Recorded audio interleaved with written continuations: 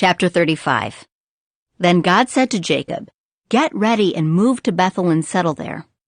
Build an altar there to the God who appeared to you when you fled from your brother Esau."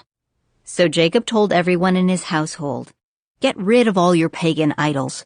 Purify yourselves, and put on clean clothing.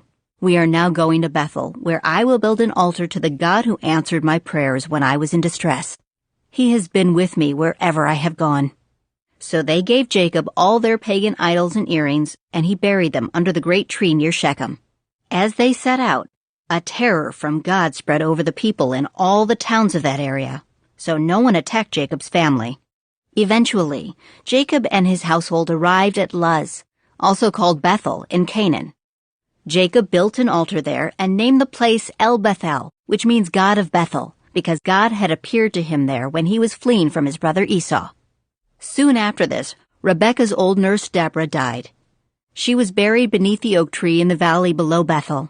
Ever since, the tree has been called Allon Bakuth, which means Oak of Weeping. Now that Jacob had returned from Padan Aram, God appeared to him again at Bethel. God blessed him, saying, "Your name is Jacob, but you will not be called Jacob any longer. From now on, your name will be Israel." So God renamed him Israel. Then God said, "I am El Shaddai, God Almighty. Be fruitful and multiply. You will become a great nation, even many nations. Kings will be among your descendants. And I will give you the land I once gave to Abraham and Isaac. Yes, I will give it to you and your descendants after you." Then God went up from the place where he had spoken to Jacob. Jacob set up a stone pillar to mark the place where God had spoken to him.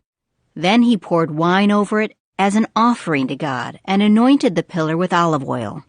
And Jacob named the place Bethel, which means house of God, because God had spoken to him there.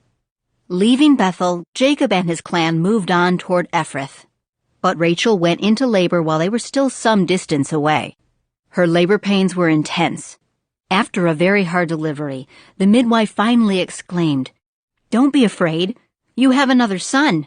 Rachel was about to die, but with her last breath she named the baby Ben-Oni, which means son of my sorrow.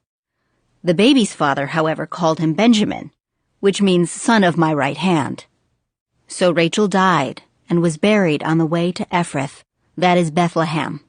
Jacob set up a stone monument over Rachel's grave, and it can be seen there to this day. Then Jacob traveled on and camped beyond Migdal-eder.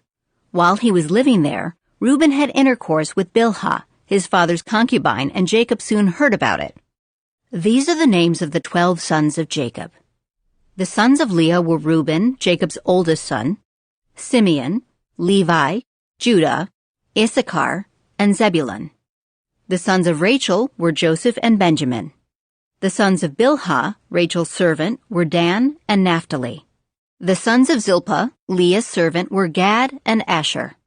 These are the names of the sons who were born to Jacob at Padan Aram. So Jacob returned to his father Isaac in Mamre, which is near Kiriath Arba, now called Hebron, where Abraham and Isaac had both lived as foreigners. Isaac lived for 180 years. Then he breathed his last and died at a ripe old age, joining his ancestors in death, and his sons Esau and Jacob buried him.